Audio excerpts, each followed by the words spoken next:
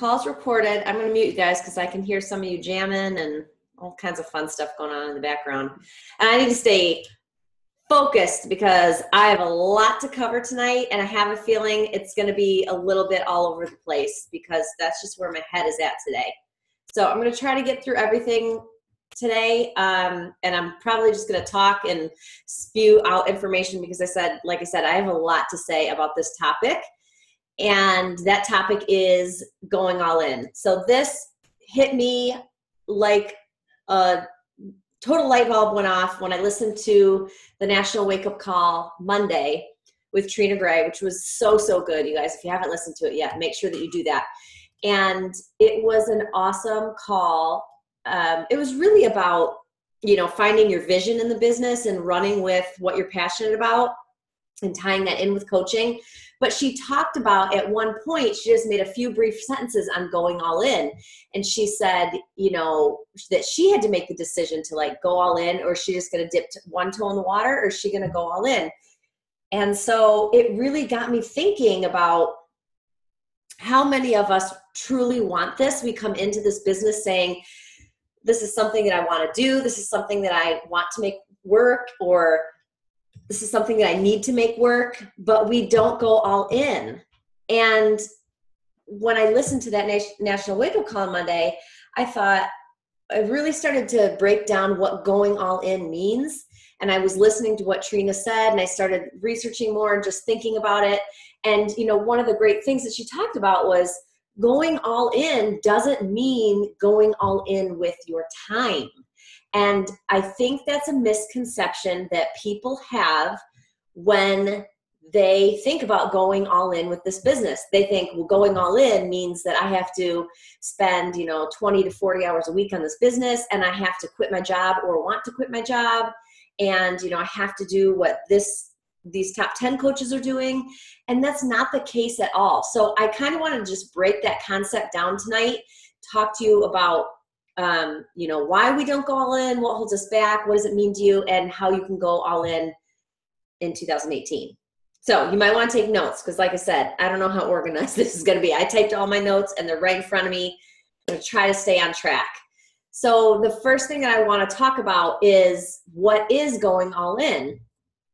And after listening to the call and, really thinking about it, that's so individualized. Going all in can mean something different for everybody.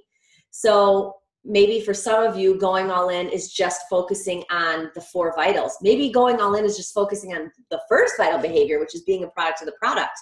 Maybe going all in means you are literally doing that Coach Daily checklist every day. You have to define what going all in means to you. I would say the closer you can bring it to those 4 vital behaviors, the better. But this is your business. You're the CEO. You're the driver of the bus. So you determine what going all in means to you. And like I said, it doesn't mean that you have to work this as a full-time business. And it doesn't mean that you have to say, I want to be a 15-star diamond, top 10, quit my job, fire my boss type of coach. You don't have to do that. There's a lot of people who go all in specifically of being a product of the product, and they're amazing at it, and they're having amazing success with that. So even if you're a quote-unquote discount coach, you can still go all in. If you are looking at it from the business standpoint, then you have to set the boundaries for what going all in means to you, because the majority of us, I was there for years, also works full-time, also has a family, and we don't have a lot of time to devote to this business. And you can't let this business control your life. As excited as we get about it, and as much as we're like, oh, I wish I could do more, or oh, I really want to do this full-time, you also have to keep it low stress and keep it fun. And you have to find what, I don't even want to say work-life balance is, because 2 reasons. Work-life balance, I think, is a myth. It's a phrase that we hear often, but I don't think it really exists, at least not in the way most experts talk about it. And I know for me personally, when I started building this business, I had no work-life balance at all. I mean, I was probably on the other end of the spectrum where I was working more on the business than probably what I should have been, because I was also working full time and I was a single mom, and you guys know we're all really, really busy. But here's what I've learned over being a coach for the past 8 years and building this business up to full time is that I've come to realize that it's more about rhythm than it's about balance. And so if you are going all in, I don't want you to think about work-life balance. I want you to think about seasons, because for me now, there's a time for work and there's a time for rest. And there's a time for your full-time job and there's a time for your business. You know, there are different seasons in your life. And so you don't have to live your life every day being tied down by doing these daily coach activities. You do them when you want, as much as you want, or as little as you want, but you need to figure out what that looks like for you every day, and you have to be okay with it. So I think regardless of your rhythm and your work schedule, I really want you to focus on seasons. So if you decide that you're going to go all in, you need to make the decision that you're going to work around seasons. And that's how I structure my business right now. I have seasons in my business. I know that July is a vacation month, and Brennan's off all school activities, and we usually travel. So that's a season where I'm not particularly putting as much effort. Same thing goes for December. For me, obviously being pregnant, now I'm in a season where I am really staying laser focused, because I know I'm going to have a back off season once the baby comes in May. So you need to figure out what your seasons are like and make those work for you. When you are in the season of commitment, you need to commit 110%. And then when you are in the season where you're focusing more on engaging with, just your family and friends, or taking a step back, or a busier time at work, and you have a slower season with your business, you also need to be okay with that. And so I think by understanding your rhythm and planning out and committing to the certain seasons in your business, it's going to give you a rhythm and flow of this business that's going to make you happier, more productive, and you're going to feel less guilty. Because some of you have come to me saying, like, I feel guilty when I'm working on the business, and then I feel guilty when I'm not working on the business. Again, it's all about those seasons. And if you can figure out what those seasons are, that will help you go all in without a doubt. And more importantly, you'll feel good about it. So that's what I want you to think about in terms of what going all in means for you, is seasons. And then the other thing that I want you to think about is success. So what does success mean for you? Again, it has to be personal for your business. And I think that there is a huge difference between success and excellence. I guess that's the right word to use. I'm not sure. But, sometimes we picture success as comparing ourselves to others, or comparing our results that we get in the business with others. But excellence, on the other hand, is all about being the best that we can be at this moment, utilizing our skills with our business, utilizing our talents, our abilities, our time. And so I think for me, I focus more on excellence than I do success in my business, because we live in a world that loves to focus on success and loves to focus on comparison. We're all guilty of doing this. But I think that to be our best and to go all in, we have to focus more on excellence and less on success.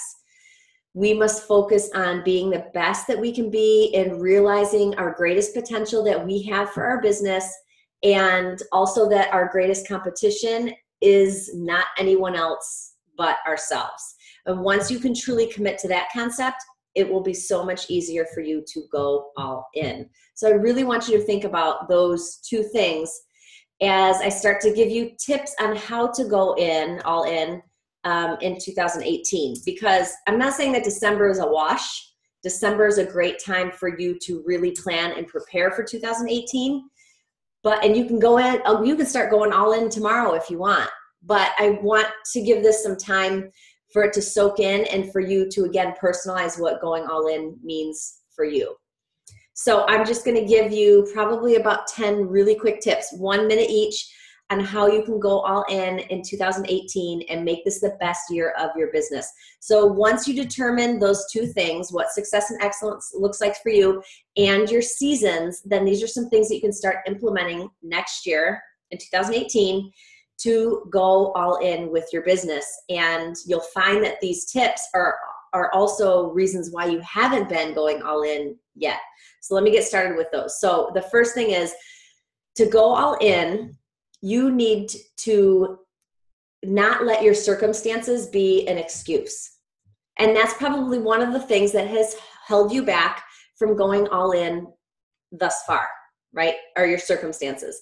I'm going through a divorce. I don't have the money. I'm too busy. And if you're scraping by financially, or you're working a job and you have kids, you can still go all in and start to build this business that will let you live the life of your dreams, right? But you have to stop. I'm not going to even say that they're excuses, because they're personal, right? And when we're going through stuff in our life, it's hard to overlook that and just to go do something else. And I used to kind of be a stickler with that when people would say, like, I'm really stressed right now, I just can't focus on work time. And, in my head, sometimes I'm thinking, like, come on, I have awful days. I have bad things that happen in my life too. And I still get the business done yesterday or every day. But yesterday was a learning lesson for me, because I had a pretty significant pregnancy scare. And so the time between when I called the doctor, when I got into the doctor, was 3 hours. And that 3 hours was typically my work time. And I literally did this for 3 hours. I just sat and stared at my computer. I couldn't focus. So I totally understand that concept, that our circumstances do become our excuse. But you have to try to push past those circumstances and understand that the vision that you have for this business and your goals and your dreams are too important for you to allow your circumstances to be your excuse. That was longer than a minute. Okay. The second way that you can go all in 2018 is to stop worrying about failing, right? Even if you failed in the past, no more training, no more starting over. You're taking action again now, because failure is great. It's part of the process. It's just an event. It doesn't define you unless you let it. And when you fail, you just have to get back up, and you have to move on and learn from those failures. And maybe a previous failure is something that has held you back from going all in. So I encourage failure. I think failure is a good thing. And I encourage you to keep failing. Just as Sagi says, fail forward, fail forward. That's how we get better. The third one is, in order to go all in 2018, you have to be consistent. That's a tough one, because life gets in the way. You have to make the commitment to stay laser focused during your work time, whether that's 30 minutes a day or 3 hours a day.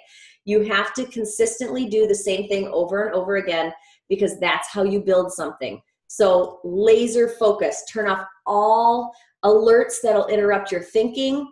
And remember that 20% of your actions produce 80% of your results. 20% of your actions produce 80% of your results. So only do the 20% that produces the 80% of your results. And you need to prioritize what you do that accomplishes the most with the least amount of effort. And that's what you need to be consistent with. And we know through research that number one thing is following up with coach invites. So in my opinion, if you only have 2 minutes a day, that 2 minutes isn't going to be spent doing a Facebook post. It's going to be spent doing your follow-ups for your invites. But you have to be consistent with that in order to move forward with your business. Okay, number 4. In order to go all in 2018, you have to start doing things that scare you and that make you uncomfortable. If you are afraid to do something, if you're afraid to dive in, if you're afraid to talk to somebody about coaching, if you're afraid to invite somebody to join your challenge group, then that means you have to do it. Because doing something you're afraid of will move you towards that lifestyle that you deserve. Professionally, income-wise, and most importantly, personally, because it's going to give you the confidence that you believe in yourself, that this is something that you can do. So do something that scares you every single day. And that's probably the number one thing that has prevented some of you from going all in before. It's because you're scared. This is new. It's uncomfortable. You're worried. You're scared that you're going to fail. You're scared that you're going to say the wrong thing. That's what the team is there for. That's what your sponsor's there for. So rely on us to help get you through, because every single person watching or listening to this call started brand new and has learned from their mistakes and have had failures and have gotten scared and done it anyways. And you can do the same thing too. But I think that a lot of people settle for less than they deserve in life. I truly believe that. And I think it's because we're scared to step outside our comfort zone, to try and do something new to help us succeed. So we're like, I'll just settle for, wherever I'm at right now. And I might not be the happiest. I might not be the healthiest. I might not be where I want to be income wise, but I know that if I need to change the way that I'm doing things. And that's scary. And that's why a lot of people, don't ever get started. They quit before they start. So don't let that happen to you. Okay. And that leads me to the next one, which is start now. So in order to go all in 2018, I want you to start now. I want you to get into the mindset now. I want you to start thinking about what 2018 is going to look like for your business. And I want you to start pursuing what you want now rather than waiting until January 1st. Because what is wrong with tomorrow? What is wrong with right now, as soon as that we get off the call? Start now, and then tomorrow you won't have regret.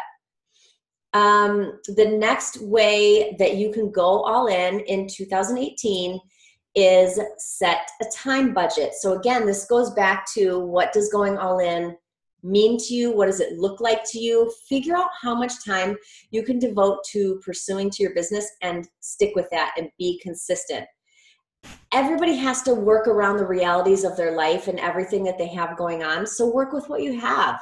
Figure out how much time you can devote, and then devote that time. And more importantly, keep track of how you spend your time, because I feel like that's half the battle. A lot of you heard my story when I became a coach, and then I didn't do anything for like 4 months or whatever. And I got Shalene called me and got in this argument with her on the phone. I was like, I'm busy. I don't have time to do it. And so she made me get out a piece of paper, and she made me mark down every dang half hour what I was doing throughout the day, from the time I got up until the time I went to bed. She literally sat on the phone with me, and we went through every half hour. What time do you get up? Okay, I get up at 6:20 a.m. What do you do from 6:30 to 7? 7 to 7:30. We went through a half hour at a time until the time I went to bed. And so what we figured out together was, I had pockets of time where I could either rearrange my schedule a little bit that allowed me 60 minutes of business time instead of 30 minutes, or we reprioritized where I was spending my time because I wanted to devote more to my business. And so you can do that too. And I always say, I'm happy to, that was such a valuable learning lesson to me. I'm happy to, we could do a team call on it together, like a little workshop if you're interested. I see you guys shaking your head. I could do one-on-one. I'm really happy to help you with that, because that was a game changer for my business. And it helped me understand that I was using no time as an excuse. It's not that I didn't have the time. It's that I wasn't spending it the right way. Okay.